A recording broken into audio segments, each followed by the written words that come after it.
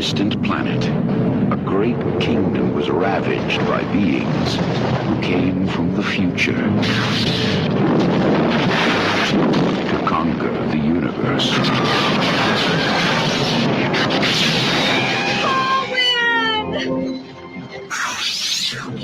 Now, the only survivors follow a doubtful seer and a throneless king. They will hold out in the Black Fortress. You must have help. Thieves, bandits, fighters and brawlers. Desperate men. Those are the kind of men I need. Well, you heard him. We are now an army. At the end of an impossible journey, they must fight an invincible enemy. Here's the knowledge you seek. I shall be your king. In the fortress, you will face more than the slayers. What is about to happen to them could never have happened on Earth. Columbia Pictures presents a world apart from anything you have seen before. Krull.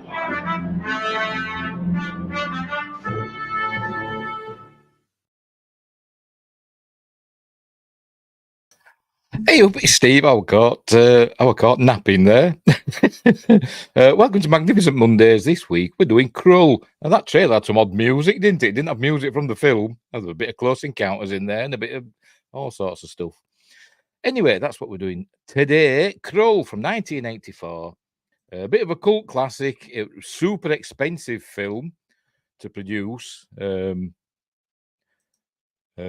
Yes, I was caught. That was me caught napping. Super expensive film. I think it had a budget of around about $30 million in 1984. About the same as what Return of the Jedi had, which came out the year before. Directed by Peter Yates, who did the Steve McQueen film Bullet, among others.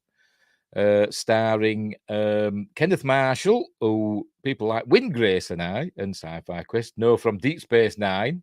He played Lieutenant Commander Michael Eddington on Deep Space Nine for a while. Also starring Lyssa Anthony, who's been in a lot of British stuff. To be honest, I can't name a thing she's been in, apart from this. But she's in this in physical form. Her voice was done by somebody else who I've forgotten. Just let me check. Oh, I can't remember. Never mind. Lindsay Krull, something like that. I can't remember. Something like that.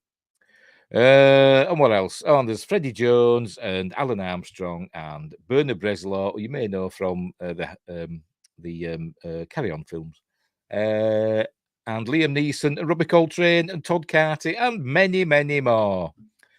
Right, so before we start, don't forget, like and subscribe, share the videos, drop a comment, hit the notification bell if you're subscribed already.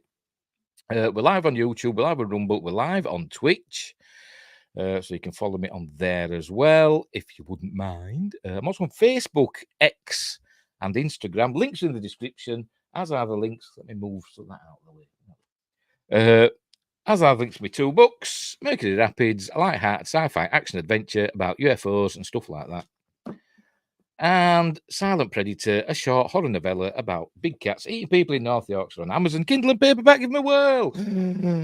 Right, off we go. Anywho, we've already got Sci-Fi Quest and Windgrace here. And earlier on, Tim Rose, I wonder if this is the Tim Rose, who the puppeteer who did like Salacious Crumb and other people. Admiral Akbar in Star Wars. Is it that Tim Rose? I have no idea. But he says, love this movie. There we go. Sci-Fi Quest is lying when he says, this was a good movie. I enjoyed it. He didn't. He hated it. Windgrace agrees with me. Anywho, right, let's get on with the film. I think I've said enough about it. Let's just get on with it. As usual, I'll not be just playing the film. We'll be watching it in a series of stills, and I'll try and remember the things I've learned about it, and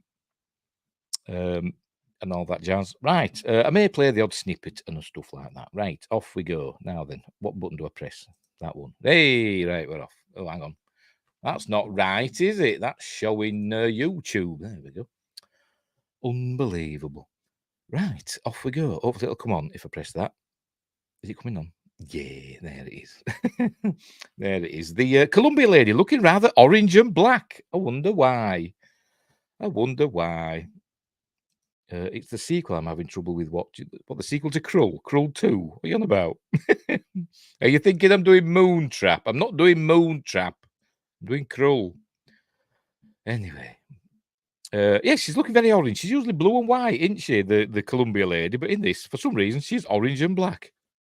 I don't know why. Is she a Wolverhampton Wanderers supporter? Maybe she is for this. Right, so off we go. Off we go. Columbia Pictures. There we go. Ted Mann, Ron Silverman production.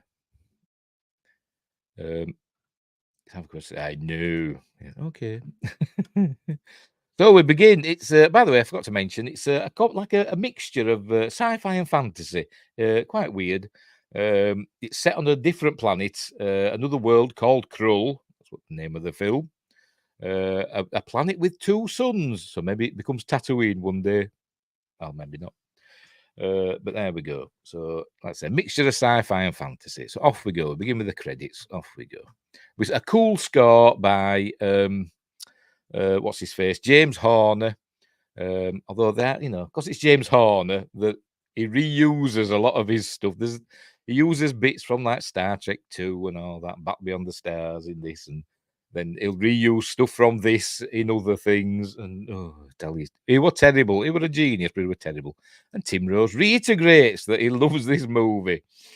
Are you the Tim Rose that did Salacious Crumb and nearly got fired by Harrison Ford off the set of Return of the Jedi? Is that you? Don't know. I missed out typing Moontrap. It's not Moontrap. It's Krull. Anywho, so off we go. There we go. Oh, here comes the glaive. That's the glaive. The primary weapon of this, sort of this film. Right, so we begin. We're seeing the Black Fortress traveling through space. This is the lair of the beast, the bad guy. There we go, seeing some of the actors that are in it. A lot of people say, an early film from Liam Neeson, but it's 1984. We'd seen him before in Excalibur 3 years earlier, so it's not exactly his first rodeo, is it? But never mind. I'm Francesca Rannis. Cool special effects by Derek Meddings. Tim Rose says, no, but I wish I was him. Okie dokie. I'm glad we've cleared that up. Cool special effects by Derek Meddings, as is expected, Meddings magic. There we go. There we see the world of Krull with its two suns and the Black Fortress looming into view. My son, as I was watching this earlier on, I didn't get a chance to watch it all the way through. I have seen it a gazillion times, but I thought I'll watch it again to remind myself about it. And my son was sitting with me for a while until he got bored. He's not a big fan of this film. And he was asking, what's it about? And I was saying, in my head canon. And he was like, what does that mean? Whatever. In my head canon, Krull takes place thousands of years in the future, in my, imagination, where humanity has gone out and conquered the stars, colonized the other planets.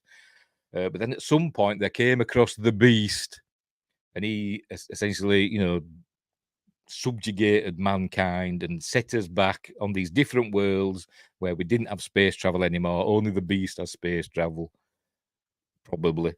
So that's what I think.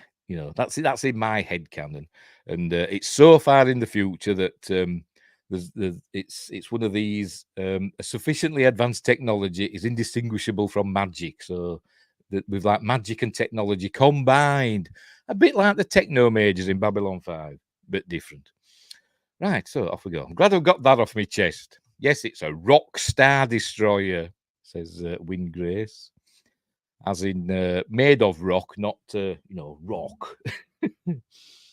Here it comes. There we go. We started off seeing it. We're all like made like a mountain, and then as it gets to the back end, it turns into like these, angular shapes, kind of reminiscent of like the Giant's Causeway. Basalt. What they call them? Thingamabobs. Not megaliths. You know what I mean. basalt structures. There it is anyway. Off it goes. And as it approaches the planet, it rotates. There we go. We see it rotate as it comes into land. So down it goes, and it lands on the planet with a big explosion. The model for this were about 12 feet tall. That's the model for the Black Fort. So 12 feet tall and internally lit. When we see some lights on it later. But anywho, it's a piece of Krypton. Is it? Or is it, I forgot to call it now. Is it Argo City or something like that? Where's Supergirl from in the film? Right, anyway, so it lands, causes a bit of an earthquake, and there we go. And then we get Freddie Jones's voiceover. This it was given me to know. I love Freddie Jones. Father of Toby Jones, we may know from lots of films. Well, it tells us about a prophecy that the beast would come to their world, the world of Krull. So they know about other worlds in this, Middle Ages type planet. So they know about other worlds.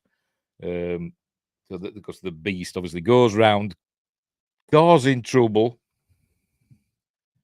Is that the good Supergirl from the 80s? Yes, the one with Helen Slater. The lovely Helen Slater. I've got that one now. All right, yes. So it was given him to know that the beast would come to their world, the world of Krull, and that a prince would rescue his princess, and they would defeat the beast, and their son would rule Krull. They would rule Krull, and their son would rule the galaxy. That sort of prophecy, wasn't it? And all that jazz. And here we see the beast's army, the Slayers, ride them out on horses. Why not? Why not? Don't have some, futuristic form of transport. They land in a spaceship, but they're riding horses. It's fine. Don't worry about it. And here we see their handiwork. I don't know if this were filmed for the film or if it's a bit of footage from another film. I don't know. I've tried to look it up and I can't find it. I think it's a castle in like England or Wales or somewhere like that. And maybe they just put some smoke pots or what. But I don't know if it was filmed for this or they just used it from somewhere else. Spaceships and horses sounds like Star Wars. Yes, the rise of Palpatine. But confession, I once wrote a story when I was younger, never published it, called The Staff of Karnath. And that was a bit like Krull, to be completely honest, when I think about it. And that had horses. A fella rides a horse onto a spaceship as it's taking off, and the horse is like skidding down the corridors of this spaceship. Bit of fun. The Slayers that switch from white to black, depending if they are outside. Yes, the ones inside the Black Fortress wear white uniforms or whatever. Just to distinguish them, because they'll be the elite, won't they? I imagine the ones that are inside protecting the beast. That's how I look at it. But anyway, so then we cut to this castle. This is a model castle. This was about 20 feet tall, done with a bit of forced perspective. There were several filming locations. Like I said, that previous one, I think, was somewhere like England or Wales, but I'm not entirely sure where. I've tried looking it up and I can't find where that were filmed. We're also filmed in Italy and Lanzarote in the Canary Islands. And again, I'm not sure which is which. I think this might be Italy, but I'm not entirely sure. But anyway, it's a forced perspective because we see some chaps riding by in a minute, or maybe later. But and here we see Lyssa Anthony with the guards in the castle. To be honest, let's go back again. I thought that were a real castle until today. So I was like today years old, and I just thought this were one of these castles that you see like in Germany, in the middle of nowhere in Germany or somewhere like that. But it isn't. It's a model, about a 20-foot tall model. So there we go. Savico says, I kept wondering when is Flash Gordon going to turn up? He was very into his swords and stuff, wasn't he? Particularly the Buster Crab Flash Gordon. But used it a couple of times, didn't he? I saw it in the 1981, which we've done. We've done the 1980 Flash Gordon in Magnificent Mondays, I think. Sure we have. Anyway, so this is Lyssa Anthony as Lyssa, the Princess Lyssa. This is her father, whatever he's called. Doesn't really matter. It doesn't last long. It's only a model. Yes, it is. The castle. Sorry, the castle. Anyway, so he's saying, why do you have to marry? By the way, she's going to marry Prince Colwyn from like a neighbouring kingdom. She's going to marry him so they can bring their kingdoms together to fight the beast. So I'm gathering he must have been there for a while by now, I'm guessing. They know he's arrived anyway. And this is Colwyn on the way with his dad, King Turld, and a couple of others. So they're on the way to the castle, riding through the countryside. There it is. So, and then she says, he's a very brave fighter. And her dad says, good fighters make bad husbands. And then she says, perhaps. I don't remember what, I can't remember who did her voice. Hang on, let me check. I've got it down here somewhere. Yes, Lindsay Krause did the voice of Princess Lyssa. They wanted a more mature voice than what Lyssa Anthony had at the time. Actually, I've got a clip actually of on set of her voice. Just bear with me. Oh, give up. Just bear with me. I'll dig that out.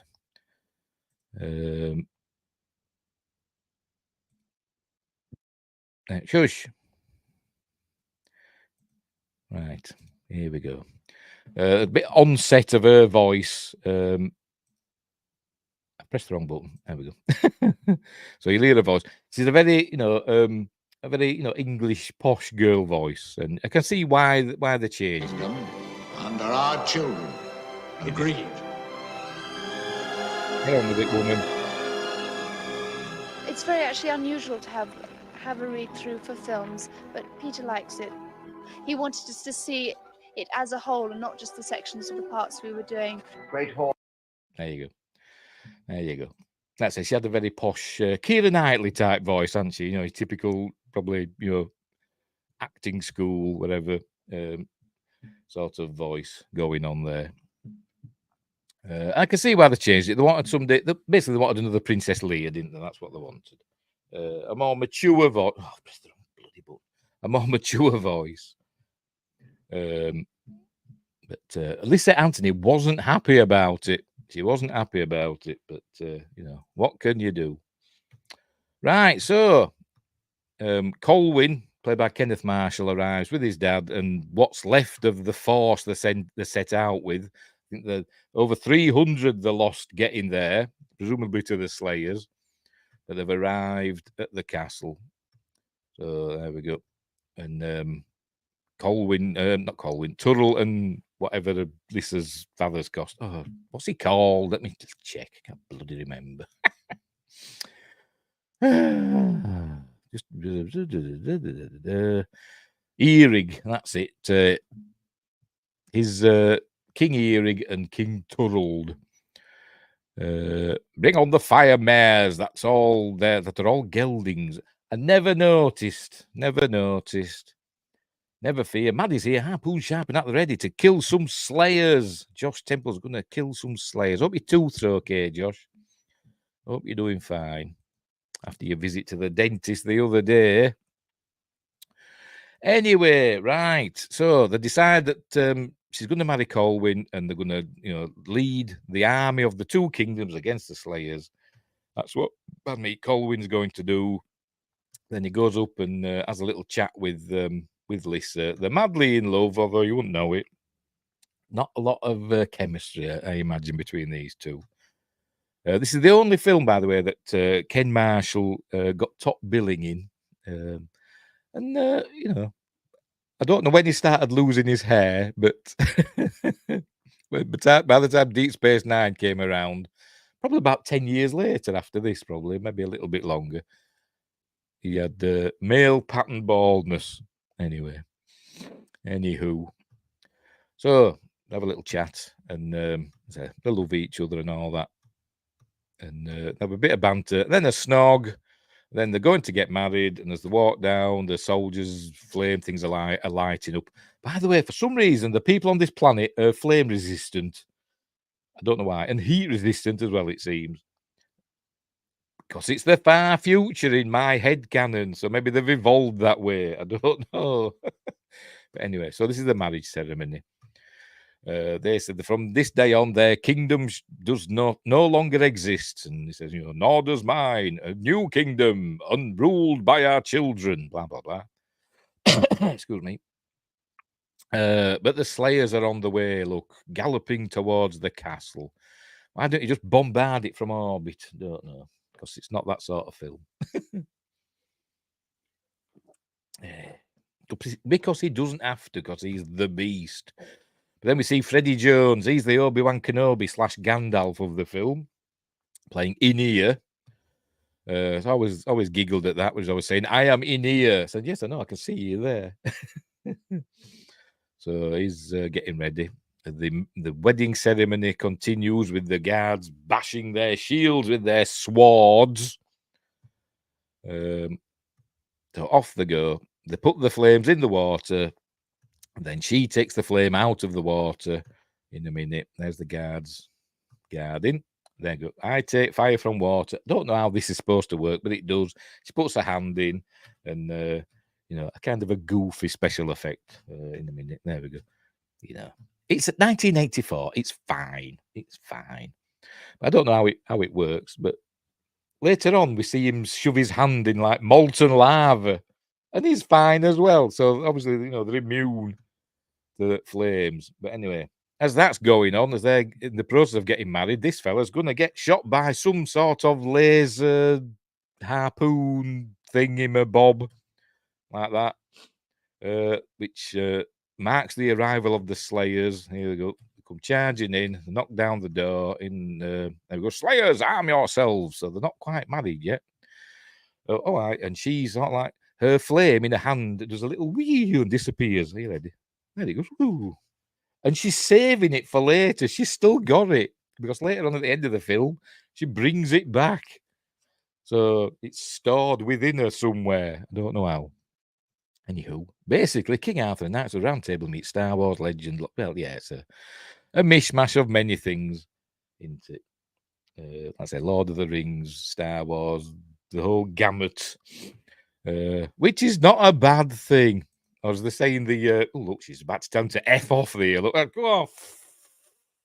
See to them slayers. So they're going to have a big fight now. She's going to be escorted out of the through an underground passage to safety. She thinks, but anyway, so there's all this fighting. Oh, hang on, let's. We see the slayers. If it shows it here, it's going to show it. No, I think I've gone past it. Hang on, let's see. These slayers, the weapons that they've got. If it's going to show it, oh, for Christ's sake, never mind. There we go. They've got these swords / spears, whatever, but they can fire the top off. That becomes like this laser bolt. But then they only get one shot, it seems, and then they have to turn it around and use it as a sword. But it's some sort of electrified sword that does stuff like that. Look, bzz, bzz. It's cool. It's cool. All right, it's cool. Looked like she was going to say off with his head. Oh, she was saying. That's what because she'd been drinking that day. Anywho, so the slayers are in, getting in, they're making short work of the guards. Here they are. By the way, they're about, I've seen two numbers. They either had 40 Slayer costumes or they had 20 Slayer costumes. I don't know which is which. Hello, Asu Kahitagi. Apologies if I mispronounced that, or Asuka Hitagi. Maybe, I don't know. How are you doing? I'm fine. I just follow you on Twitter and I hope you follow me back. We will see. I'll have a look later on. I will have a look later on. Oh, are you on Twitch? You're watching me on Twitch? Yes, you are. Yes, you are. Asuka Hitagi is following me on Twitch. And on Twitter as well. Right, cool. Hope you enjoy the show. Right, where were we? Oh yes, there were either 20 Slayer costumes or 40, I don't know, but they were made by Nick Maley, the special effects wizard, not special effects, special makeup effects wizard, who we saw in like films like he did the effects for like Life Force and other stuff. So there we go. What she really said was, it doesn't matter what I say because I'm getting dubbed over anyhow. That's true. That's true. Hey. For some reason, Carolyn Monroe always, well, not always, but most of the time got dubbed in films as well. You know, like when she was in James Bond and Star Crash and probably the Sinbad film as well. I don't know, but always getting dubbed. Don't know why. Anywho, so the brave forces of King Turld and King Earig soon fall to the Slayers. They're trying to get her out, but they're going into a trap. Look, the Slayers are waiting. This is like the boss. It's not the beast. It's like the boss soldier Slayer. So they're going to deal with them. Look, soon make short work of these chaps. Got weird armor, haven't they? You know, it's kind of futuristic, but not at the same time. It's weird, isn't it? It's cool. But there, King Earig gets got, and you can see all these fillings. Look, they have fillings in the wherever they're in on Krull. So they've got dentists on Krull. Anyway, so he's dead. And a soldier, hang on, one of the warriors. Oh, I've gone too far. They're gonna. He's fighting to save her. He must be a high-ranking warrior because he's got white stripes. I'm guessing, just to show he's different. But she throws him a sword. Look, and he's going to fight this Slayer. But as we see, it is all for naught because I get shot in the back by a baddie, and it's this cool-looking one from up there. Oh, in a minute, where is he? From up there, the boss Slayer, looking cool. It reminds me of that stormtrooper. You know the stormtrooper that we see on in the original Star Wars, A New Hope. When they're shooting at Luke and Leia, when they're on the little catwalk thing, and you know, find the controls to open the door. I think I just blasted them, and then all the stormtroopers are shooting down at them. There's one of them that's really cool, in my opinion, where because Leia's shooting back as Luke's getting his little rope and thing to throw. She's shooting back, and there's one stormtrooper there that's just really cool and just like a blast goes off right by his head, and he don't care, and he just shoots back and misses, obviously, but it reminds me of him. Anyway, where was I? Wingris has always noticed fillings and lines near the temples where glasses used to be on actors in these movies. Yes, and you know, like lines on your nose there as well. Always look out for that sort of stuff. Just like they did in 12 Angry Men. That's another day, another film. Anywho. So she's captured. They're taking her away. But Colwyn's doing his swashbuckling stuff. Look, swinging about and leaping and all that. But there's King Turld. Getting a little stab look. But here he goes. Bit of swashbuckling. Apparently he did. He fashioned himself, did Ken Marshall, after Errol Flynn. So there we go. Captain Blood and all that. But they're taking her away. And she's calling to him in her dubbed voice, going, Colwyn! And he says, Lyssa! But he gets shot, as we see. He goes chasing after her. Look, they're taking her. And he's got to make a choice. His dad's in trouble, fighting the Slayers, or the woman he loves has got to make a choice. So he thinks, right, he's going after Lyssa. But, look, that's a white one. I've just noticed. He gets shot and goes down. That makes me cringe. It's obviously a stunt man, but makes me like, I bet that hurts. Even, you know, if you're a stunt man, you know how to fall. I bet it still hurts. So he's down. Is he dead? Obviously not. So off they go. They've got their what they went there for. So they leave. Everybody's dead, it seems. We don't see anybody alive. But off they go, giving it all that. Yeah, we've won. We're cool. We're badasses. Yada yada and all that. But then in here arrives. Freddie Jones arrives. So let's say this again. It must be a bit of forced perspective. That castle's obviously closer than it appears because it's, like I say, it's 20 foot tall. It's anyway. So he comes in and he finds the body of King Krull. He takes off. This must be his kingly vestment, whatever, you know, his badge of office or whatever. If a king has a badge of office, it takes that. You notice it's got like a key there, which we'll learn what that's for later. And also you'll notice the design looks like the glaive, doesn't it? Oh, pardon me. Anywho, so he's taken that, and then he's found Colwyn. So he's putting some germaline on. Told you, they're from the future. He's obviously found at some point, as in here, he's found like a med pack from thousands of years ago from one of the early colonists. And it had some germaline in.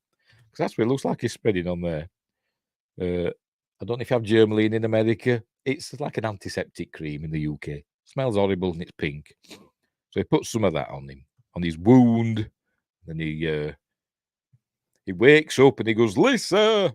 And says, you know, she's beyond your reach. And then he asks him who he is. Says, I am in here. Then he says, yes, I know, I can see you're in here, but what's your name? Ba-dum-ts. But then no, he says, the old one. Says, well, not as old as all that. And then he gives him the, whatever that is, badge of, or king's badge, we'll call it. And so he starts crying because he's a big girl, because he knows his dad's dead. And he says, there's no time for grief. And Colwyn says, you haven't lost your father and your bride in the same day. Says, nor did I become king on that day. It's proper hamming it up. It's great stuff. There you go. So it says, you know, I have no kingdom. How does he know he ain't got a kingdom? But anyway, there's people still around because we see them in the films. There's still villages and stuff about. So he does have a kingdom. Just ain't got many people in his castle anymore. There's got to be somebody still alive. Surely the Slayers didn't kill everybody, did they? But anyway, never mind. Anyway, he says, you know, I haven't got a kingdom. And he says, your kingdom may be greater than you know. And he says, well, take it. You're welcome to it. And he says, you know, I came to find a king and I find a boy instead. So he goes to leave. This is obviously in the studio, by the way.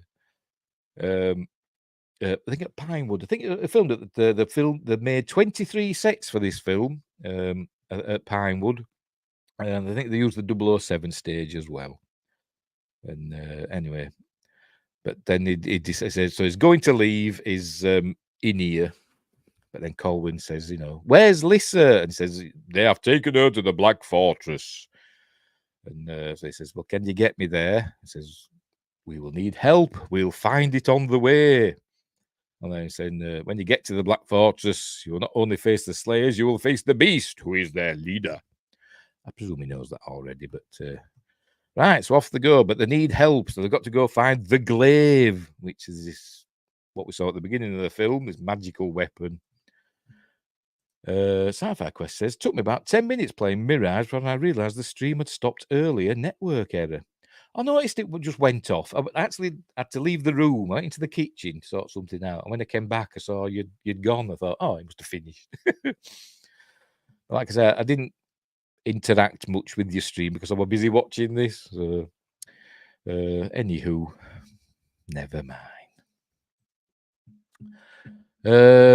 There's always next time, isn't there? Anyway, so Colwyn says it doesn't really exist, and in here says, oh, it exists. And again, I'm not sure where this was filmed. It's either in Italy or in Lanzarote. I'm not sure which. I don't know. I think it might be Italy, but don't quote me. So it's up in the cave on the highest peak sort of thing. It's like Mount Doom, that sort of thing, but not a volcano. Although it does have lava inside it. Anyway, it says, you know, if it's there, I'll come back with it. And says, if you don't come back with it, you'll not come back at all. I thought, oh yeah, ringing endorsement there. What to say? Give him, reassuring words. So, you go, champ. But no. Anyway, so off he goes, climbing up the mountain. Some cool climbing scenes, actually, I've got to admit. Reminiscent of Star Trek 5, with Kirk climbing El Capitan. I don't know what the bloody call it. That mountain. Climbing it because it's there. But he has to avoid these falling, presumably balsa wood or polystyrene boulders. I presume they are. But luckily, none of them hit him, so he carries on. I said we get some nice shots of him climbing the mountain. There he is. Obviously, that's not Kenneth Marshall. It's some free climber, I imagine. Maybe it's William Shatner. So here he is climbing the mountain. And get some nice shots of him, in the distance, traversing the rocky crags and stuff. There he is. Look, there he is. Oh, nearly went then. That'd have been a disaster, wouldn't it? So anyway, so he goes across there and into there, and there's a cave, and then we cut to a set, probably at Pinewood, where instead of casting the ring into the fires of Mount Doom, he has to get something out of it. So he sees it in the lava, magma, whatever. There it is, the glaive is in there. There it is, look. So he just shoves his hand in. As I said, they're obviously the fire retardant, the people of Krull. For some reason, maybe they're augments, they're genetically enhanced to not be susceptible to heat and flame. So he just shoves his hand in. There we go. No, not bothered. Not bothered. Wincing a bit. Maybe it's a bit hot. Maybe it's like, when you put your washing up water in your bowl when you're doing your dishes. If you're one of these people that's normal, that doesn't have a dishwasher, and it's a bit hot, and you think, I'm a man. I'm not getting the marigolds out because, I'm a man. I will cope. And you put your hand in and you're like going, what's hot? Maybe it's like that. So anyway, he gets it out. There it is. And it's all covered in crusty stuff. It actually looks delicious, doesn't it? I want to have a bite out of that. And it all falls off because it's, I don't know. But I presume it's rock. But as he's watching with tears in his eyes at the beautiful thing, and then the blades come out and he changes how he's holding it, thankfully, in a minute. When he's ready. When you're ready, Ken. And here it goes. Because it's not only a thing, it's a flick knife with 1, 2, 3, 4, 5 blades on it. Let's make sure I have a copyright strike. I've been playing quite a lot of long clips there, haven't I? No, we're fine. We're fine. We're fine. Right. So he's got the glaive now, which is a cool weapon. That's it. I think you can buy them, probably. It's cool. Anyway, then we cut to we're somewhere in the Black Fortress and we're with Lyssa. It's all psychedelic and weird. Do you own a replica of this? No, I don't. Lol, never mind. No, I don't. I can make one though. I don't know. Out of cotton buds. Anyway, so the beast is saying to Lyssa, you have been brought here for a marriage. I am the king you will choose. And she's like, never. And then we get his first glimpse at the beast. We don't see him for some reason. I don't know why. We don't really get a proper look at him, even at the end. And Nick Maley made a really good suit for this actor to wear. It's also confusing how big the beast is.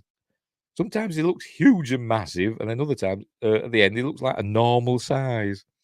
But we never get a really good look. And apparently, the first time ever that like a prosthetic suit with all like animatronics in, all enclosed, had ever been made. With like no wires hanging out of it or trailing out the back. Pardon me, it must have had all like radio controlled stuff in it. And it was the first time it had ever been done, and we don't really get a decent look at it, really. But let's say we get a glimpse. Right, so he's happy. He's got it. Look, hey, I've got my toy. Yay. Sci-Fi Quest. I'd 3D print one, to be honest. Yeah, I ain't got a 3D printer. Not that rich. But then he says, do not use it until you need it. Well, how will I know? You will know. They always say that, don't they? I said, well, I know now. That's what I'd be doing. And lose it then. Go flying and down into a valley somewhere, and I'd never find it. Because that's the kind of guy I am that loses things. Right, so he says, so where's take me to the Black Fortress? And he says, well, that's not easy because the Black Fortress moves all the time. It's never it moves every day at sunrise. Sometimes it's in the mountains, sometimes it's in the sea, never the same place twice. And then he gets cross, does Colwyn, and says, there we go. He says, but you told me you knew where to find it, old man. Don't say that, but he's thinking it. And so Aeneas gets cross and he says, there are kingly virtues other than bravery. Courtesy is one of them. And then he says, sorry. But he's thinking of Lyssa and in that godforsaken place. And so Aeneas tells him, says, yes, well, I was young once, and he loved as he does, but your love will be luckier than mine. Anyway, Sci-Fi Quest is hoping for a laser printer. Not laser printer, 3D printer. Put it on your Amazon wish list, you never know. Somebody might buy it for you. Just not me, because I can't afford one for myself. There we go. Your love will be luckier than mine. So can you see the future? Anyway, so they can find out where the fortress is going to be by going to see the Emerald Seer. For years I thought it was played by John Gielgud for some reason, but it's not. It's played by, I think, John Welsh. Let me double check. Yes, John Welsh. And this was his last film role. I don't know if I've seen him in anything else. Let's have a look. But it just reminds me of John Gielgud for some reason. No, I've not seen him in anything else. Been loads of stuff over the years. But like Brideshead Revisited and Crown Court. Oh, I used to love that as a kid. I think they show that on Talking TV in the UK. Anyway, that's by the by. Right, so they've got to go to the Blind Emerald Seer. Right, so off they go. Through some lovely landscapes. Kind of reminiscent to the landscapes we see, but a bit less colourful. The landscapes we see in Enemy Mine. Remember that Wolfgang Petersen film, which is a cool film. Kind of reminiscent of those. So off they go. Then they're in a forest that's obviously a set at Pinewood. This is where we're going to meet David Batley's character of Ergo the Magnificent and his weird way of arriving. As I said, it's kind of magical. But anyway, he's taking off the bandage and we see his Germaline has completely healed up his wound. But then here comes David Batley arrives. There we go. In a fireball. And here he is. He says, I'm drowning. It could have been quicksand. There might be sucked to my death while you stood there gawking. You may recognize him as the school teacher from Charlie and the Chocolate Factory, the Gene Wilder version. He played the school teacher in that. And he's probably been in other stuff as well. Anyway. So he asks where he is, and he's told he's in the forest by the Granite Mountains, and he says 1,000 miles off course. And he says, well, there was a misunderstanding about a gooseberry pie. The man left it on his windowsill. What did he expect? And Colwyn tells him perhaps he expected to eat it. He says, all right, for such insolence, doubt, I'll turn you, into a bat. Might teach some manners to hang upside down for an hour or two. That's what he tells him. And then Aeneas says the hill people don't have the ability to cause harm or whatever. He says, we'll see about that, old man. He says, oh, that's just a recipe for hot fudge sauce. It'll have to be a goose then, fat and ugly. And then he goes, and then he changes into a goose himself because he can't turn other people into things, just himself. This isn't a morph, like a CG morph that became popular. I think that Willow may have done the first one of those, maybe. A few years later, it's done. How did they do it? They did it with like blend effects, blending it over stages, and basically painting over it to make it look, like he's changing into a goose. So that's how they did it. Derek Meddings did it. So there we go. So he says, there, you see, if I were a vengeful man, this might have happened to you. There's off you go. All right. Then we cut to, let's see, he's going to show us. Hang on. There we go. Hey, I noticed this. I thought, can we read what's on these bits of paper? Let's have a look. Take a something 10. Oh, I can't bloody read it. I can't read it. For your love is so something. I don't know. I don't know what it says. They're supposed to be his magic spells sort of thing, but and his recipes for hot fudge sauce. So I can't bloody read it. I can't read it. Can't read it. If you can read it, let me know what it says. So he changes himself back, and he says, "Right, I'm going now." So he's heading in the opposite direction. And they say, you should travel with us. The forest is dangerous. And he says, I do not travel with beggars and vagabonds. Don't you know who I am? He says, I am Ergo the Magnificent, short of stature, tall of power, narrow of purpose, and wide of vision. There you go. And I do not travel with peasants and beggars. Goodbye. And he heads off into the forest. And he meets Bernard Breslau as Rel, the Cyclops. In a minute. Here he goes, he walks in. And he gets scared because he's seeing a Cyclops. Luckily, it's not the Cyclops from Seventh Voyage of Sinbad. He's a goody Cyclops. Who are not native to Krull, apparently. But we'll learn that later. So he comes running back and he says, I have urgent business in this direction, staying alive. So off they go. This is the next morning. We see the Black Fortress disappears and reappears somewhere else. There you go.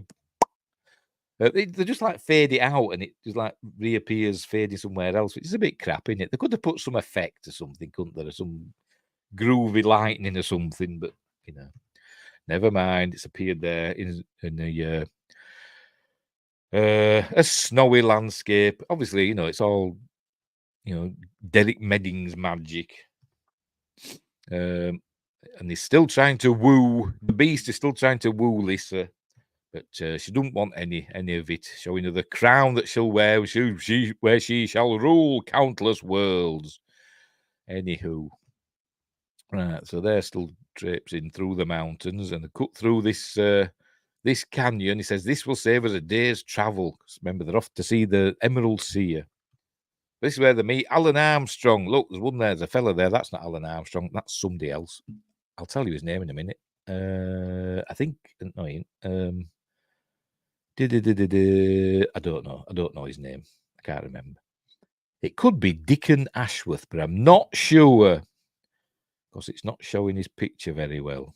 Just let me look.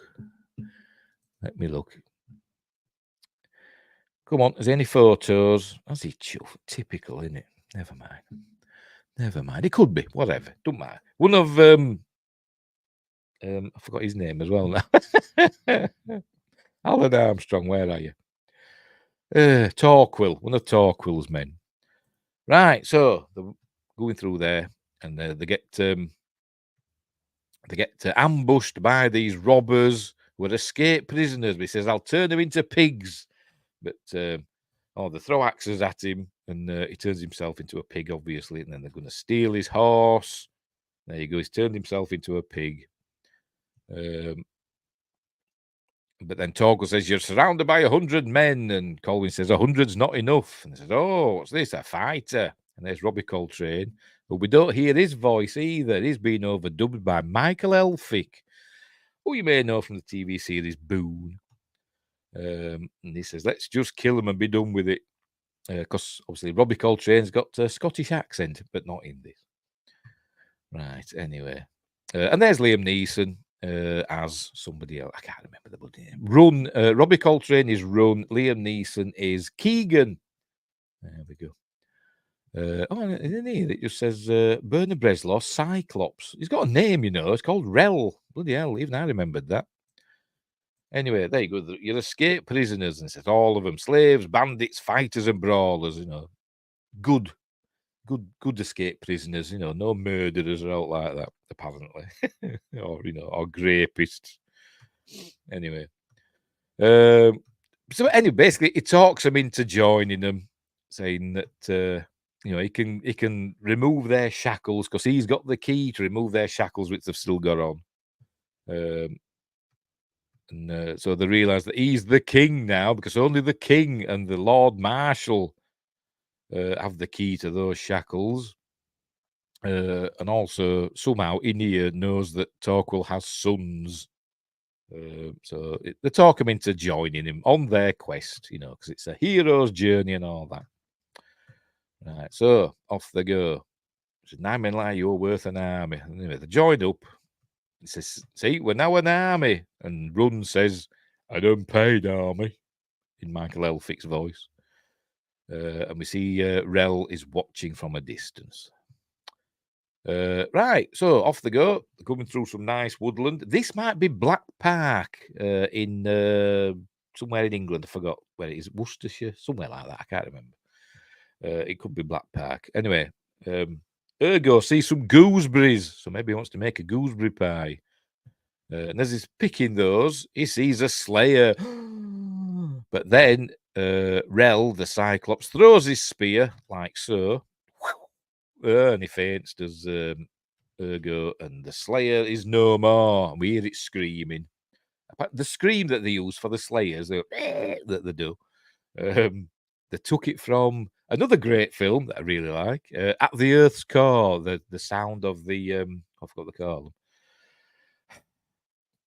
them. I can't remember what the one. The rulers of the inner earth. They were like pterosaurs, dimorphodons, or something like that. Whatever. They took that from their noise anyway. A reused sound effect. Right, so he brings him round. Does Obi-Wan? He does an Obi-Wan on him, gives it all that. And easy, you've had a busy day. Says that. And then he says, over there was a slayer, and over there was a creature with one eye. He was aiming a spear straight at me. And he says, it don't say it in Obi-Wan's voice, obviously, but if that had been the case, you would now be dead. He was aiming at a slayer. Well, they're enemies. The slayers and the Cyclopses are enemies. But there he said, long ago, the Cyclops ancestors lived in a world far from Krull, so they're not originally from there. And they made a pact or a deal with the beast so that they could see into the future, but they were betrayed by the beast, and the only future they could see was the time of their own death. So ever since then, they've been enemies of the beast and the slayers. Right, so there we go. So off they go. They carry on their journey to the Emerald Sea. Off they go, and just Inia and Colwyn, Torquil, and Ergo, they go on. And they go, he marches us towards a solid face of rock, but it's all magic, and they just walk through it. Here he goes. Look, here they go. Hey, oh, look, special effects. Cool. 80s special effects. Nothing better, in my opinion. And it's green, like me border, which makes it even better. Anyway, so in they go. They're all mad. They're all mad. Just like Peter Mayhew in Star Wars. That old man's mad. That's what Chewie said. Oh, dear. So in they go into the cave of the Blind Emerald Sea with lots of emeralds around, because that's why they call him the Emerald Sea, I suppose. And Torquil grabs loads and stuffs them in his pockets because he thinks he's going to be rich. But anywho, in they go. This is where they meet Titch. There's Titch over there. I used to have a mate called Titch. When I was a kid, I would have Titch myself. But my mate were called Titch. Michael Lee, you were called. If you're watching, Michael, so I don't think you are. Hello. Haven't seen you for, many, many years. But he was my best mate. Up to about the age of 10. And then I moved away. Couldn't do anything about it. I moved away and lost touch. And then I saw him again in the pub when we were all grown up. And I went, hey, Michael and all that. Remember me, Steve and all that. And he just blanked me. Wanker. Right. Anyway. Where are the Munchkins? Yes, where's the Lollipop Guild and all that? Anywho, and this is the Blind Emeralty, played by John Welsh, not Sir John Gielgud. So we're trying to find the Black Fortress, blah, blah, blah. So he's going to seek it. So he's going to do his magic. Here, Torquil's going to steal some emeralds. Here we go. Puts them in his pocket. Ergo asks Titch if he's got any candy. And he says, I've got a cinnamon bar. So he shares a cinnamon bar with him. There we go. So now he's going to do his use his palantir to see if he can find the Black Fortress. But they're being watched by the beast. And there we see the Black Fortress begin to form. But the vision is opposed by the beast. You see, all wind comes. We saw the beast's hand come out and smash the emerald. So, they can't get the vision. They can't find out where it is from there. They've got to go to the Emerald Temple. So off they go. So there they go. So the Emerald Seer and Titch are taking them to the Emerald Temple, which is in a swamp. A cinnamon bar sounds delicious. It actually looked really nice as well, didn't it? I thought it did. They should make them. They should make them. Anywho, in they go to the swampy, whatever the hell it is, to the like some petrified forest, and Torquil's showing Keegan his emeralds that he's stolen that have just turned to stone. Says they're worth a fortune, and so they're laughing at him. They've just turned to stone, but they were emeralds, honest. Anyway, off they go. They're carrying on. I think we're going to see some Slayers now rising up out of the water.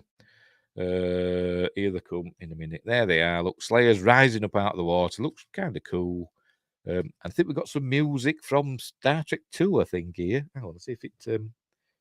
I'll unmute it. I think it's this way we hear some music from Star Trek 2.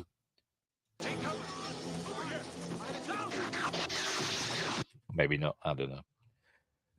It's James Horner. We probably do.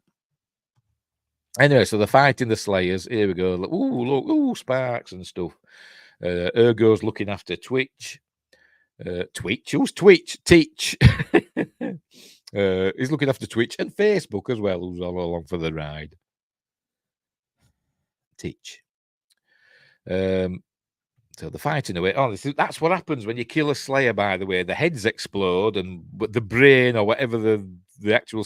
They're a bit like Daleks, aren't they? They've got like... Is this the actual Slayer inside? It goes into the ground for some reason.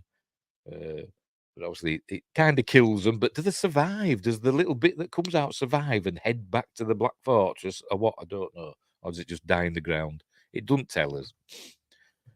Anyway, they're fighting away. Nice little fighting scene. I suspect that the people in the Slayer costumes can't really see that well because the fighting is a bit slow and a bit lumbering. So I'm guessing that they did the old 1, 2, 3, 4 and all that. But it's cool. And look, Hagrid's impressed. There's just one left now. Just one left. So they're going to pick on him. And we'd seen Rel arrive, and he threw his spear and killed a Slayer. And so Ergo goes up to talk to him, and they become fast friends. And eventually, but so they become friends, and Colwyn talks to him and he says, been with us for a while. And he said, when I heard that the old one had come down from the Iron Mountain or Granite Mountains, I knew that the time had come. So he's there to help them. And we can see that Bernard Breslau, I don't think he can see a thing when he's got this head on. Because watch when he goes to shake his hand. Can't even see it. He can't even see it. I just lost 5 views on my video, FYI. Not that I had many to begin with. Well, baffling, isn't it? Baffling. Yeah, lost, yeah. Baffling. Bloody YouTube. Spiteful, isn't it? just let us keep the views. You know, does it matter if somebody watched it for 1 second or the entire thing? Just give us the views. Anywho, so they're all celebrating. Hang on, have I missed a bit? I might have missed a bit. Hang on. So, how's it coming up? No, it's coming up. We haven't done it yet. Sorry, I was thinking it was another bit. Right, so they carry on. Ergo's asking, what would if you had any wish, what would Titch wish for? I wish for a puppy. He said, that's a foolish wish. Why do you wish for 100 puppies? I only want one. Because he wanted a big gooseberry pie, did Ergo. A giant one he could sit on. Anyway, so next morning, or it will be in a minute, she's still running around, trying to find a way out of the Black Fortress, but she doesn't find it. Lots of cool set designs with weird shapes and stuff. And here we see the white slayers. She goes running around. And then we get another view of the beast, but it's like a composite image where you see part of his mouth and his eye. Don't know why they're doing this. Just show us him. They're keeping him mysterious, aren't they? And he's got a very deep voice as well. A bit like Darth Vader, but different. Anyway, so they're trudging through this swamp, and we notice that they're starting to sink in the mire. And one fella goes down. Liam Neeson's concerned. Look, I see they're all going in, and in here says it's, or maybe the seer, I don't know. I think the seer says it's the work of the beast. It's not just quicksand; it's magic quicksand that the beast is making it happen. So he goes and sits the seer down over here, out of the way, while they try and save their friends from the quicksand, because quicksand is super dangerous. It were everywhere, wasn't it, in the 70s and 80s? Anyway, so they're all pulling each other out. But there's obviously one fella that's the last one. I forgot his name. Does it say? Does it say his name? Menno. This is Menno, played by Bill Weston. Poor Bill. This is the never-ending story horse in the in the quicksand scene, except it's a man. But the car, he gets his hand on him. Look, he gets him. They're pulling him out.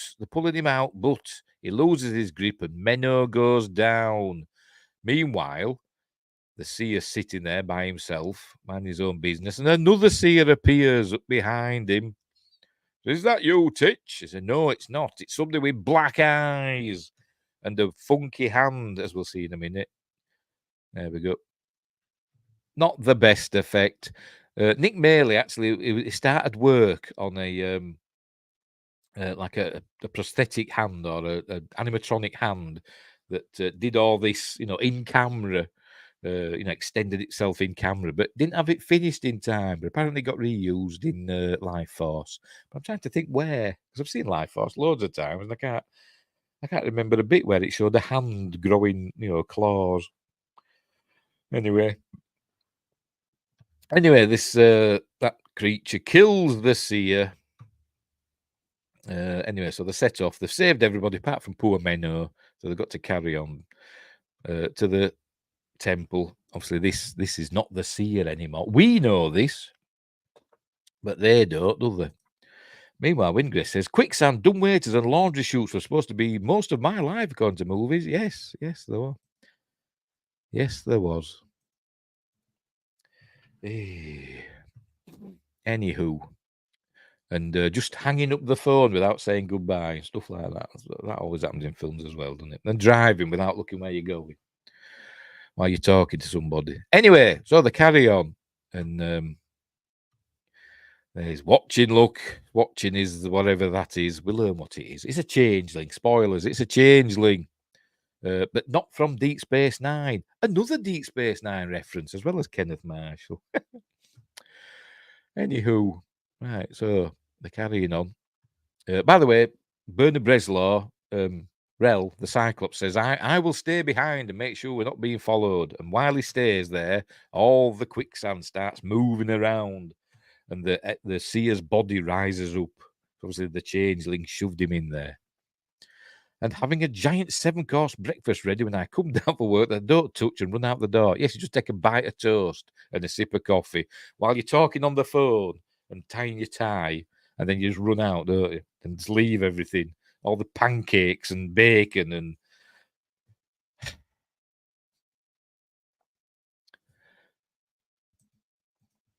I'm hungry now.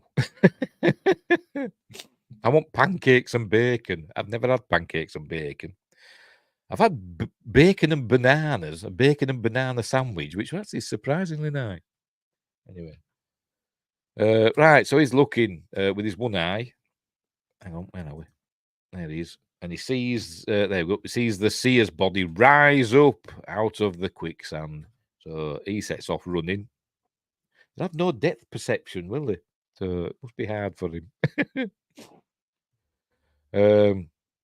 Right, so there we go. Within sight of the trees, this is the Emerald Temple. It's where 3 trees grow as one. That's what he said.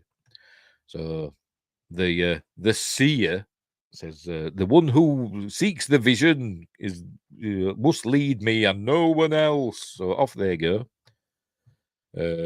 Meanwhile, Rel's running. I'm guessing it's a case of if that is Bernard Breslau, probably is. Said, Bernard, run down. I know you can't see where you're going, but just run down here. Honestly, there's nothing in the way. And he's probably walked up and down it a few times, so he knows. And then gone, action, run, and probably falls over as soon as he gets out of camera shot. Anyway, he's legging it. He's legging it, looking through the trees and everything. I can't see where I'm going. And then he just as... Oh, let's go back again. And the changeling says, here is the vision you seek. And his fingers do the thing again. And he starts throttling Colwyn from behind in a minute. It's bloody skip. Oh, never mind. Anyway, throws the spear. There's boom, and then it hits the seer. And then he does a cool death scene for the seer. PG, by the way, this film. PG. And it's quite gruesome in places, when the slayers die and the red bit comes out and goes into the ground, and this bit with the seer here, look at all, it's melting, look. It's like me in the morning. Anyway, so off he goes. He dies like the slayers as well. He goes into the ground as well. Is this something to do with the beast? As we see in a minute. Is it going? I'm going to see it going in. We're watching. Oh, for God's sake. I think we missed it. There it is. He's going into this. He's sharp teeth, look.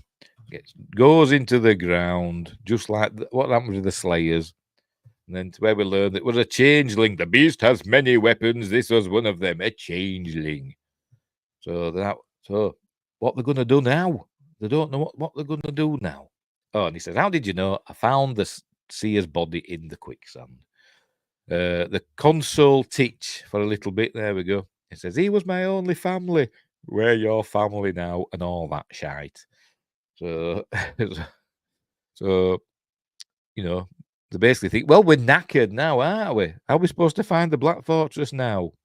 There we go. We have no way to find it. But Inia knows a way. The widow of the web. She knows. She has great powers, and yet to kill, says Torquil. But it says, may not kill me, for I know her name. An ancient and powerful name. So off they've got to go to the widow of the web now. Traipsing about. Hopefully it's nearby. Or reasonably nearby. Remember when Titch said he wanted a puppy? Well, here he is. Oh, hang on. Ergo decides he's going to turn himself into a puppy just for Titch because he's a good egg. There we go. That's actually the sound effect they use. Yes, Madame Web. Dear. I bet that's crap, that film. I bet it is, Madame Web. Some hot chicks in it, though, but which may, not put it up a notch or two. But it still might be crap. Anyway, so he's turned himself into a puppy for Titch. Titch obviously knows it's Ergo, but, it's all nice. He says, where's Ergo? And Titch says, he'll be back soon. So he has a nice little laugh. Look, that Ergo is such a good guy. Right, so anyway, they're probably in Black Park again here now. Now they're in a studio heading into a forest set, which looks cool, I must admit. A bit like Endor, isn't it? Among the sequoias. But anyway, they've arrived at the lair of the Widow of the Web. So he's got to go on alone. Eats to his fate and all that. It's a shade of grey at the moment. Madam Web, yeah. 1 of 50. Anywho, and they talk about fate in here as a look at the glaive. I wonder what this writing means. I wonder if it actually is it just random symbols they've put on. I wonder if there's, because you know what they're like, these film people. I wonder if it actually means something. Because you never know, do you? Anyway, so off he goes to the Widow of the Web. Ergo turns himself back into Ergo again. And he has a smile about it. This is where we find that Keegan's got one of his wives that lives in the area, Merith. Evelyn's got 7 or 8, because he's a travelling man. But he tells her, go find Merith, because she lives nearby, in a nearby village, and get to bring provisions, because Ergo can cook, apparently. Meanwhile, it's Inear's time to go climbing mountains. I wonder if it's the same fella that, just dressed in Inear's clothes that were dressed in Colwyn's earlier on. Anyway, this is Ergo's cooking. Apparently, is it just chicken wrapped in mud? Is that a good way to cook chicken? I think it's chicken. I don't know. Whatever it is. You just coat it in mud and shove it in the fire. Would that work? Don't know. But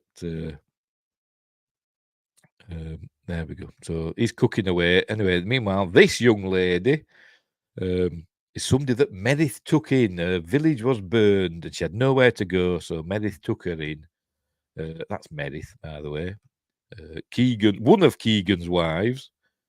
But she's offering food to Colwyn. He says, I'm not hungry. He says, please, for me. But so he says, all right then. Then we cut back to the Black Fortress, where the beast is still trying to woo Lyssa, but she's playing hard to get. Clay baked, I believe. Is that it? Is that clay baked? Yeah, second woman. Anyway, still trying to woo her in his, elaborate sets. But then she sees, is this a way out, perchance?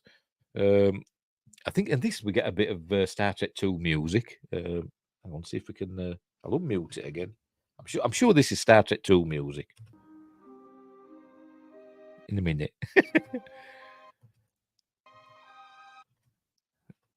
In a minute. Either Star Trek 2 or Aliens, but Aliens came after this, so maybe he reused it. Anyway, whatever.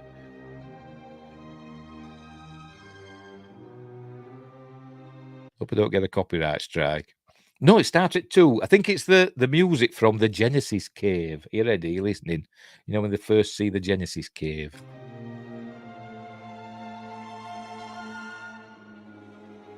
In a minute. I'm going to get a copyright strike here. Just play the bloody bit I'm on about.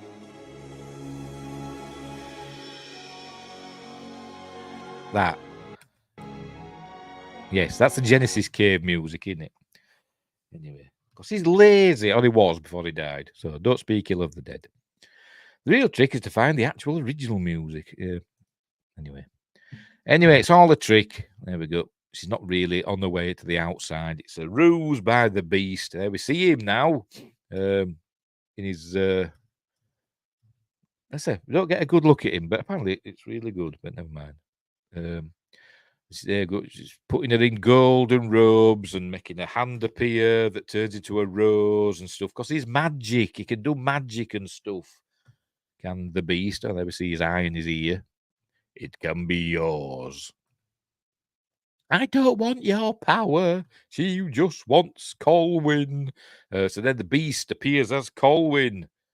And but he's got red eyes like the beast. There we go. Or is he a visitor from V? That ain't got his contact lenses in. One of the two. I can assume any form I wish, any form you wish.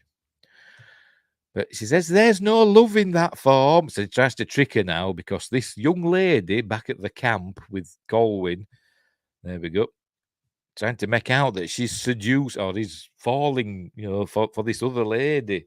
Comfort me for one night. But Colwyn, is a one girl woman, and he's saying, I can't. There we go. I can't betray my bride, he says. So you shall die, and we learn that she's a changeling as well. As we see, she blinks, and there we go. Didn't even see the join. She's got black eyes as well. I think, look, she's got the groovy hands, but she doesn't kill him. He gets away, and she says, I could have killed you, but she loves him. He's like James Bond or Captain Kirk. The bloody women just fall in love with him, and she couldn't kill him. So the beast kills her using his magic. She says to him, because he said to Lyssa, love is fleeting, power is eternal. And then she says, no, it's the other way around. Power is fleeting, love is eternal. So he kills this changeling. Don't know how. He does that. And she goes, ah! And we don't know what happened to her. Did she just disappear in front of Colwyn's eyes? I don't know. But the beast is not happy. Consider this power if you consent to be my queen. What does he say? I can't remember.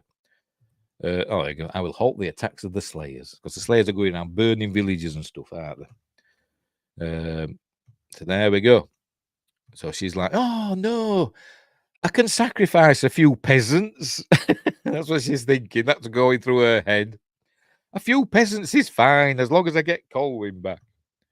Anyway, meanwhile, Freddie Jones in here has arrived at the lair of the Widow of the Web. All these spider webs about. And there she is, an old lady. She's going to turn into Francesca Annis in a minute. That is Francesca Annis, but just in old makeup. But he calls out to her, I think. He says, I want to come in. And he said, no, the guardian of the web won't allow it. And he calls her, he sets off. And then the stop motion spider arrives. Kind of a cool stop motion spider, I must admit. Nice to see a bit of stop motion, I must admit. I can't remember who did this. I think it's Steve Archer or somebody. Again, I've got my IMDb trivia highlighted. Let's have a look.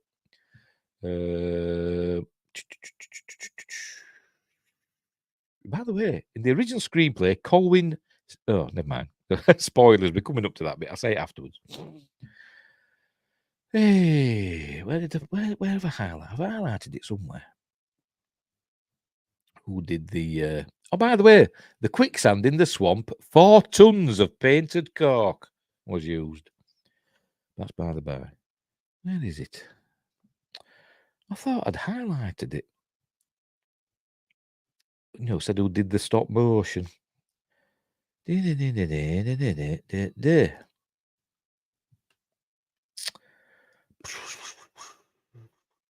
got it here somewhere. By the way, the glaive turns up in the final battle sequence of Ready Player One, used by Shaw.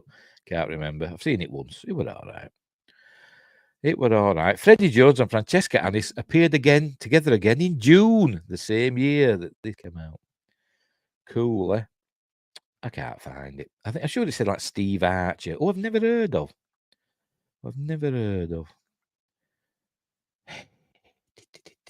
Just bear with me. Just bear with me. Never mind.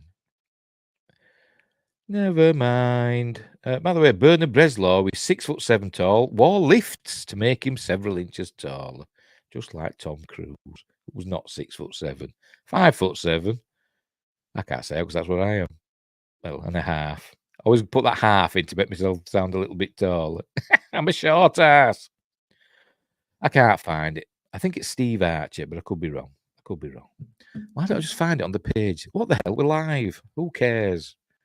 You've got nothing better to do. I can't find the bloody... Where's the find thing? Find an edit. There we go. Find. Just use Control F. Well, it's Steve. Have a look. Nope, haven't found any Steves. Maybe Archer then. No, I haven't found them either. Stop motion. No, not that one.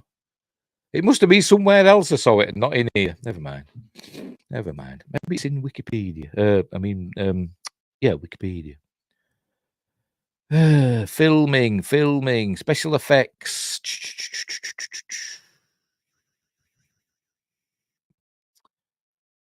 I can't find it. Never mind. Never mind. Anyway, stop motion. Who cares? Oh man, he could have made my Archer pole. Yes, another Star Trek reference. I'm sure it's Steve Archer, but I can't bloody find it anywhere. Let's see if I can do a search on here. I'm sure it said that. Yes, knew it was. Stop motion animator. I found it. Steve Archer spent 2 weeks creating the first model of the spider in the scene, which was later changed. Right. So yes, Steve Archer did the stop motion spider. Cool. The only stop motion people I know is obviously Ray Harryhausen and the other fella whose name I've forgotten. Oh God, what do you call him? The other me and names when I start these things. And Peter Curran, I think he did stop motion as well, didn't he? Anyway, never mind. Right, so they're off. Right, the spider. It's doing its stuff. It's coming out to get in here. And he's on his way, and he calls out. There we go. He calls out her name. She's called Lyssa. She's got the same name as Lyssa Anthony. So it is I in here. Yeah, I can see you in here. What's your name? And there we go. I give you this time. So she's got a hourglass. So I don't think it's an hour though. So he's got until the sand run out. So the spider stops. So he's legging it to her lair in the center of the web. There he sees a skeleton of somebody who didn't make it. There's a spider waiting patiently. Look. Anyway, finally makes it.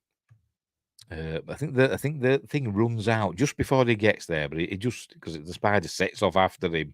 Look, going after him. Look. But he makes it just in time. He said, "Hello, Lyssa, I'm here. It's me in here."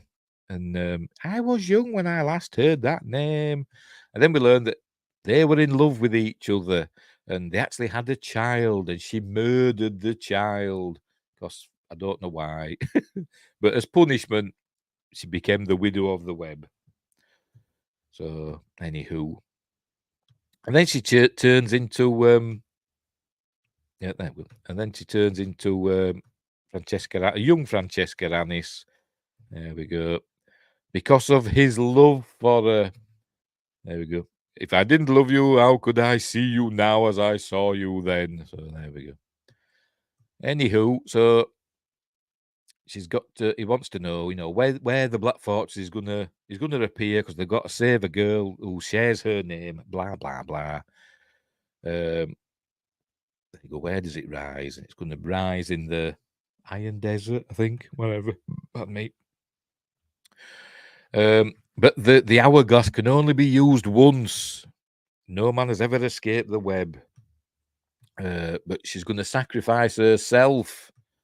So she breaks the hourglass and he holds the sands in his hand. Why did he just take the hourglass with him? I don't know. But he's got to hold it in his hand. Right. So I give you this time, but your own life runs out with the sand. So he's got it in his hands and he's just. Well, and he got pockets, so I don't know. He's just holding it in his hand really badly. He says, I can't stop it. You can't stop time. So off he goes. I'm holding it, look. I'm holding it like he's doing. So he's setting off, and the spider tries to get him, but he holds it up and does that so we can see the sand running out. But he just makes it. Hang on in a minute. He's going to hold it. He's going to hold it up again. Hang on. There we go. It holds it up so we can see it coming out, and then he goes and overacts his way out of the cave. But the spider decides it's going to go get her now. So she's, she's no longer protected by the sands. How did they protect it? I don't know, but they did. So the spider turns around and goes to get her, looking in a special effects way. So she's no more. So he runs down, but remember he's got to hold on to this sand in his hand. And he goes, "At sunrise, the Black Fortress will appear in the Iron Desert." Presumably the Iron Desert's quite small, but so off they go. And then he's going to die now. They're going to end up dropping like flies. By the way, is our team. But they've got to get to the Iron Desert by sunrise. And he dies because there's no more sand in his hand. And there we go. It's the Obi-Wan Kenobi scene. But there's how can we travel 1,000? The Iron Desert's 1,000 leagues away. And here we go. Sci-fi quest. Fire bears can travel 1,000 leagues in a day. So anywho, so the Iron Fortress is disappearing from where it is there and reappears in the Iron Desert. There it is, reappears there. So they've got to catch some fire mares now, wild Clydesdales. They're using 16 of them. They used, and they're to train them, especially for this film, because they'd never been ridden before, apparently. So off they go, catching these horses. Quite a long scene. Goes on a bit. Could have been shorter, but whatever. I suppose that we've got these horses. We've got to, give them a bit of film time, I suppose. And they went to all the trouble of training the actors and stuff. Although sometimes you can see that they're not the actors, they're stunt people or horse wranglers or whatever they are. But anyway, never mind. So they catch them. The Grey is the leader, so they get that one, and obviously all the others follow. And then they stick saddles on them, and off they go. Setting off at so 1,000 leagues is about 3,000 or 4,000 miles, isn't it? Something like that. So in 24 hours, somebody worked it out. They've got to be going at like about 150 miles an hour or something like that, a bit less. So the fast horses. Anyway, so they saddle them up, and this is where we learned that Rel has got to stay now, because now is the time. Remember, they can only see the time of his own death, this Cyclops. So now is the time. And he says, "Well, if he's going to die anyway, why don't he come with us?" He says, "Well, if he doesn't, give in to the time of his dying, he'll bring great pain upon himself." Selfish, isn't it? But never mind. So fair enough. So they're leaving him behind, but it's not the last we'll see of him. Don't worry. And then there's nice little scene with Ergo and Rel. He says, "Is it time?" And he says, "No, we had no time." There you go. So they shake hands and off they go. By the way, they're another bit earlier on. I said he can't see what he's doing, Bernard Breslau. They're a bit early on where he bent down to pick up something off the floor, a spear or whatever. Not a spear, the Emerald Seer's staff, I think it was. And you could see he couldn't find it. He was like giving it all that, looking for it. Anyway, off they go on the fire mares in their, it's not green screened, honest. They're really there. They are. So off they go on their horses on treadmills. I think this horse trips a little bit. Is it this bit? I don't know. There's a bit where the horse that Colwyn's on, it looks like it stumbles a little bit. See if I can find it. I bet I don't. No, I haven't found it. Let's go back a bit.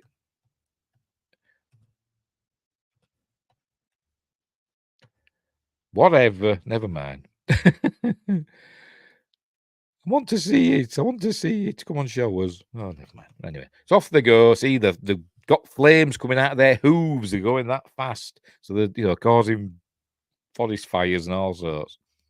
Wildfires as they go. But not only are they super fast at galloping, they can bloody fly. Look. Blurkike Moses. Off they go, flying. They're going that fast. They can defy gravity. It's magic. It's a fantasy. It's fine. So off they go. And they get there just in time. You know, the sun's rising. They've managed to reach the Iron Desert. They've got to get inside before it disappears and reappears wherever it's going to reappear. So they haven't much time. There we go. We must get inside before the twin suns rise. So off they go. They ride up to their lunar surface. What's going on here? Maybe the Iron Desert's volcanic. Maybe, I don't know. But so they get in and start climbing up. And then this is where the Slayers open up the doors and start shooting at them. They're getting pinned down. They can't get in. There we go. Can't beat a bit of, can you? The sun's rising. Look, I think when the sun hits this must be like a big light sensor or something. That's when it decides it's time to go. But they're pinned down. They can't get in. But luckily, Rel arrives. Oh, I know. Run gets shot, I think. So it goes down. Robbie Coltrane, by the way, that. Yep, so he goes down. He says, "Journey was worthwhile," in Michael Elphick's voice. So that's Run that's gone. That's the drop like flies. There's the squad now. And the pinned down, but Rel's arrived. He arrived on a fire mare. So he's arrived. He's obviously in great pain because he's fighting his death that's going to happen. So he's obviously like going, ooh. And he goes up and they shoot him. And he just keeps going because, hang on, see, oh, shoot him. And they went, ooh, look at his face. He's gone, ooh. So they follow him in and he holds open the, look, they shot him again, look. And he holds open the door so they can get in. So in they come to the heroes. But the door starts closing, and for some reason they don't get out. But he says it's my time, so he's ready to go. They're all in, you know. He's done his job, and he gets squashed. There we go. There we go. He's getting squashed in there. It's Bernard Bresslaw. Should have had loads of blood spraying out of the side, shouldn't they? You know, just got some like a bit of gore. But it's PG, so they can't. We just got to imagine him being flattened, like Judge Doom in Roger Rabbit. Anyway, so. He's got to do a role now as Alan Armstrong because he thinks he's Kirk. Go on, Alan. Go on, now, go. Boom, hey, and oh, hang on, oh, wrong way. Like a cat, isn't it? So there you go. It's going to disappear now. There we go. I still think they should have done some snazzy effects. I mean, they spent $30 million on the bloody film. They could have stumped up a bit more to do some snazzy effects rather than it just fading out and fading in somewhere else. Oh, there we go. It reappears there. A nice meadow, probably in Italy. Right, so we're inside the Black Fortress. Look, it's got waterfalls and everything. Oh, they're going across the old... You've got to have a bridge scene, haven't you, in these sort of films? We've seen it in King Kong and they have one in Battlestar Galactica, didn't there? And loads of films have a bridge scene. Look, one of these. They always have them, don't they? And that reminds it. It's like a part of I forgot what they call it now. The ship from Battle Beyond the Stars. It looks like it's part of that, doesn't it? Just by the by. Anywho, they get across there.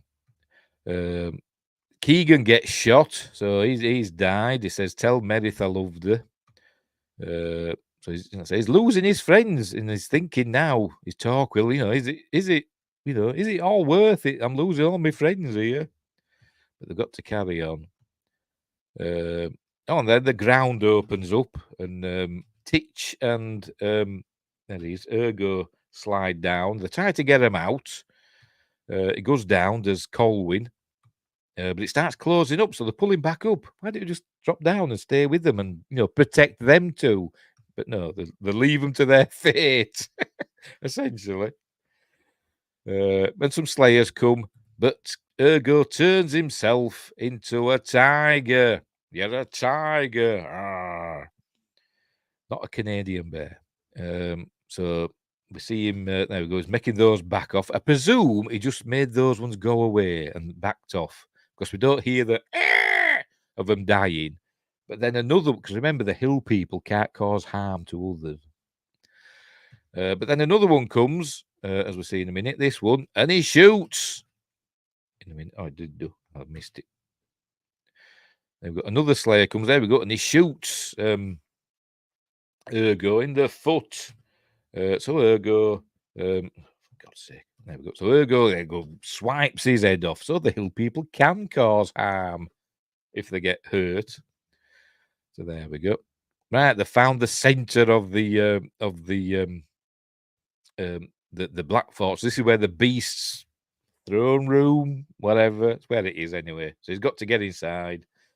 And Colwyn says, you know, this is I must do this alone. This is where he's going to use the glaive, and the others have got to, I don't know, find a way out. I don't know. By the way, I had to stop watching from here because I'd run out of time. So anything could happen from now. But anyway, there we go. Hang on.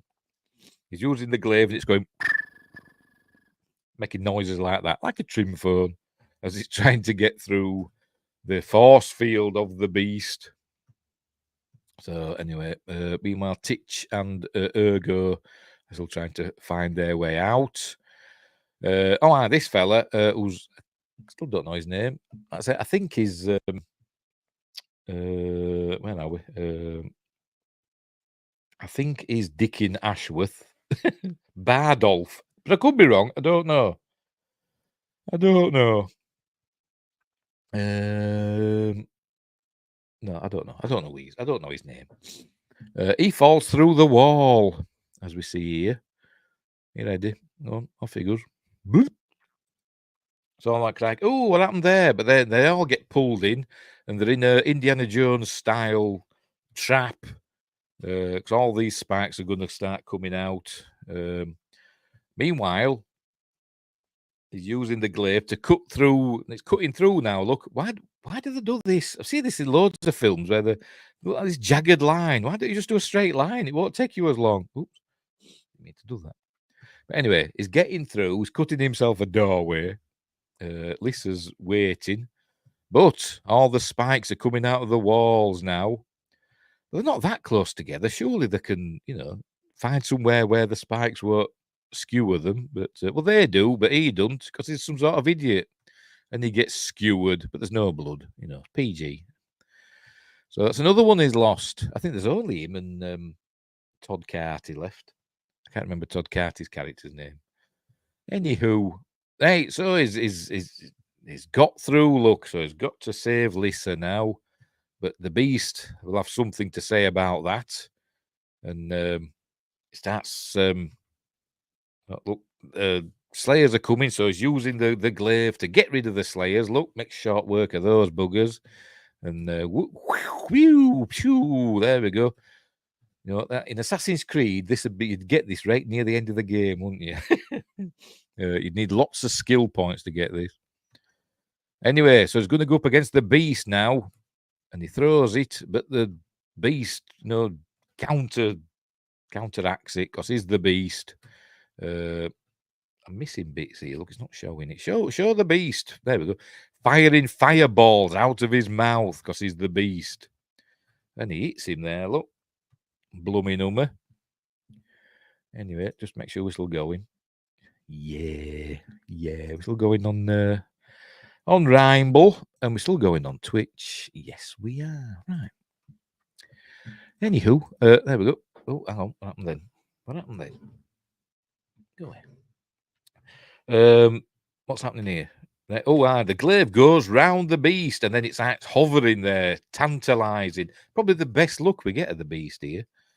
So it's pretty good costume. Don't know what he is. He's the beast. And it's hovering there, and then it suddenly, I think it just sticks in his chest or whatever. Look, it looks massive there because he's miles away, isn't he? So it looks huge. But then when we see the glaive stuck in him, he's like normal size. I don't know what's going on. So, anywho, so you see, he's toying with him now. Is what's his face? And the glaive has gone into his chest. Look, like a normal sized person there. The glaive's huge. Don't get it. So is the beast dead? Of course he ain't. He tries to call the glaive back to him, much like Luke with his lightsaber in the cave on Hoth. But it doesn't want to come out. Look, it's stuck. And give up. And so he can't get the glaive back. And he's kind of upset. Look, come back to me, my glaive. You know, I have to put my hand in lava for you. I don't want to lose you. But anyway, so he can't get it. So I think he goes to try and retrieve it, but then the beast, you know, is not dead. You see, he's going to get up now. Oh, in a minute. Look, here we go. Because, you know, they're never dead, are they? They're never dead. So he runs away. Look, we've got to get out of here, flower pot. So off they go. They're stuck in there. But I think the beast is going to die in a minute. No, he ain't. No. The beast is recovers because, you know, because he's the end boss, isn't he? So he's obviously recharges his energy. But the glaive is gone. I have no way to fight him. This is like, you know, Star Chaser. You don't need the hilt. One of those sort of things. There you go. It's not the glaive, it's you. You had the power within you all along. But yeah, but it's a glaive and it's got blades. I want it. I ain't got anything. But we learn she's still got her fire in her hand, as we'll see. She brings the fire from the it's us he can't defeat because it's love. There we go. Take the fire from my hand. She's still got it. She's stored it or something. So he takes that. And now he's got a hand flamethrower. Yes, he's the key to everything. If this were made now, it'd be her, wouldn't it? Oh, sorry. Let that go. It'd be her, wouldn't it? She'd be the key to everything, but she wouldn't be Ginger. She wouldn't be Ginger, but she'd probably be British. Anyway, she'd be a British brunette, wouldn't she? Anyway, so this is where we learn he's got a flamethrower in his hand now. So he's there. So he's firing fireballs. So he's firing his flames at him. You know, because as I said, there must be genetically engineered colonists. Maybe Krull was like this volcanic planet, as though the colonists that arrived there thousands of years ago, thousands of years in our future, or whatever, genetically engineered themselves to do fire things. I don't know. Don't matter. So there we go. More flamethrower stuff. So it's going to set the beast on fire because the beast is obviously not from Krull and you can burn him. There he goes. So good. I'm burning. I don't like fire. And there we go. Oh, just like Gwanji. And everybody felt sad at the end of Gwanji, didn't they? When the church was burning. We'll do that film one day. I'm sure we will. Anyway. So he's beating the beast with his fire. The fire of love. Obviously, the beast is dead now because all this opens up and the saved is Todd Carty. What's his bloody character name? Todd Carty. Where are you, Todd? Where are you? Oswin. Ah, Oswin. Oswin and the other one. So they can get out. Because the beast is no more. Oh, look, we see he's injured. Look, he's injured his poor ergo. But anyway, so the Black Force starts crumbling because the beast is dead. Ding dong, the beast is dead. But the Black Force is starting to fall apart. So they've got to get out. They follow the bloodstains to find ergo. They can't leave him. So they go and get him. There go the beast. The Black Force is all blowing up because it's like a James Bond villain's lair. It's got to blow up at the end. Oh, there we go. Look. Oh, they're going to make it just in time. Oh, but we'll wait. We'll wait there just to make it a bit more dramatic. So off they go. And they can't get out. So he's going to use his flamethrower hand to blast a hole in the wall. There must have some force in his flamethrower hand. But it works, so they can get out, and hopefully that hole isn't like 1,000 feet above the ground. But anyway, there we see the Black Force is starting to, for some reason, break up and rise into the sky. I don't know why. It just does. Anyway, they get out, and there we see that whatever that was, that eye that we saw her in earlier, just explodes. They just wanted an effect. But anyway, here goes the Black Force rising up into the sky. Obviously, they filmed it upside down. You know, the model were upside down. They made it. They made the model. I think it's a 12-foot model. They made it so it could be, you know, all detachable in bits and stuff. So they put loads of rubble or whatever in it, and dust and stuff, and sparkly things, and just dropped and let it all drop down in bits, and you know, filmed it upside down. But they've got out, look. But in the background, there's the Black Fortress heading back to space.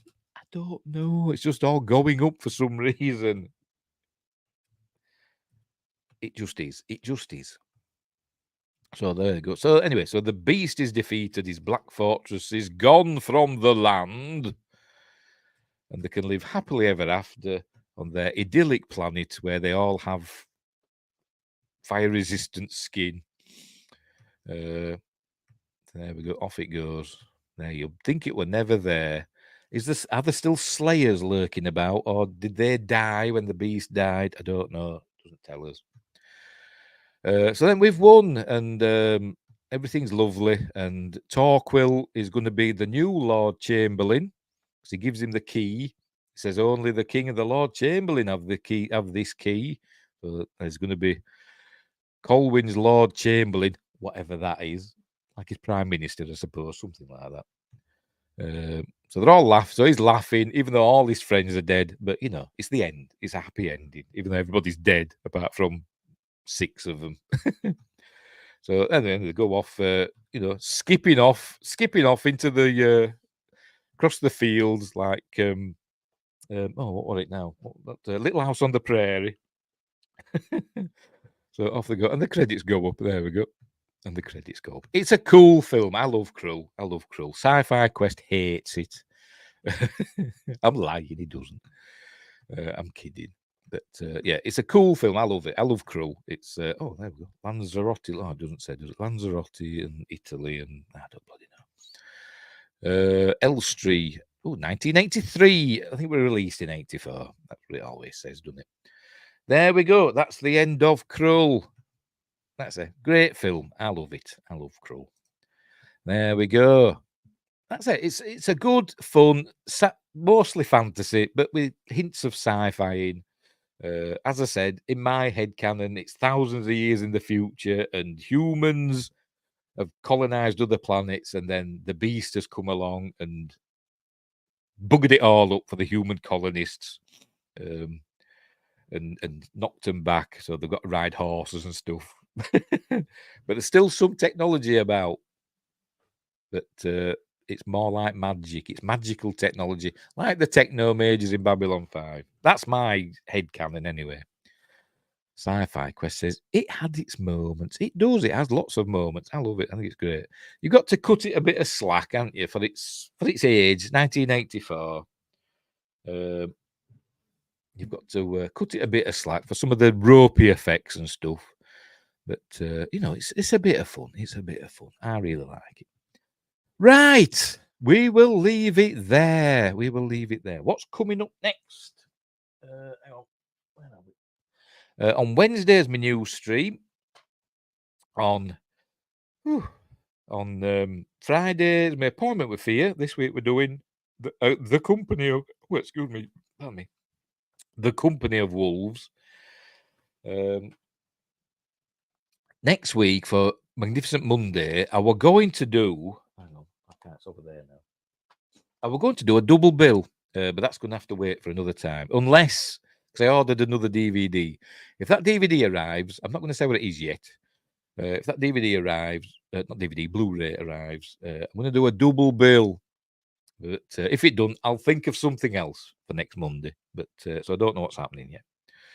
So we'll leave it there. So thanks, Sci-Fi Quest. and Windgrace and Josh Temple and who else were there? There was somebody else, wasn't there? From there we go, Asuka Hitagi from Twitch. Anybody else? Oh, I think that's what it wanted. Yes, it was. Oh, and Tim Rose, of course. Tim Rose, who's not the Tim Rose who did Salacious Crumb and Admiral Akbar. It's another one. So right, so we'll leave it there. So thanks you all for helping out in the chat. You make the show a billion times better, as I always say. And thanks to everybody for watching. And I'll see you next time. So thanks for watching. Wherever you are, look after each other. And until next time, I'll say this.